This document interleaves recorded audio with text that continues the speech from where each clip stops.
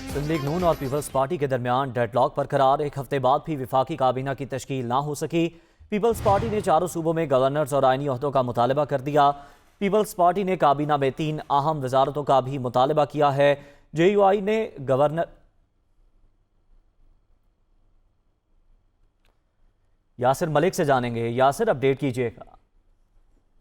جی بالکل، وفاقی کابینہ کی تشکیل میں ڈیڈ لاک برقرار ہے۔ ابھی تک ایک ہفتہ گزرنے کے باوجود وفاقی کابینہ جو ہے اس کی تشکیل نہیں ہو سکی ہے۔ مسلم لیگ نون اور پیپلز پارٹی کے درمیان وزارتوں کے حوالے سے اور چاروں گورنر کے اور آئینی عہدوں کے حوالے سے ڈیڈ لاک جو ہے وہ برقرار ہے۔ پیپلز پارٹی نے مسلم لیگ نون سے چاروں گورنر اور آئینی عہدوں کا مطالبہ کر دیا ہے۔ پیپلز پارٹی نے وفاقی کابینہ میں بھی اہم وزارتوں کا بھی مطالبہ کیا ہے۔ جمعیت علماء اسلام نے گورنر بلوچستان اور اے این پی کے میاں افتخار حسین کے لیے گورنر خیبر پختونخوا جو ہے وہ مانگ لیا ہے۔ جمعیت علماء اسلام اور بلوچستان عوامی پارٹی کے درمیان بھی گورنر بلوچستان کے عہدوں کا مطالبہ کیا گیا ہے۔ جمعیت علماء اسلام کے ساتھ وفاقی کابینہ پر مشاورت جو ہے وہ مکمل ہو گئی ہے۔ نون لیگ کا یہ دعویٰ ہے۔ اتحادی جماعتوں کے ساتھ رابطوں کا سلسلہ ابھی بھی جاری ہے اور جلد جو ہے وہ بریک تھرو کا امکان ہے۔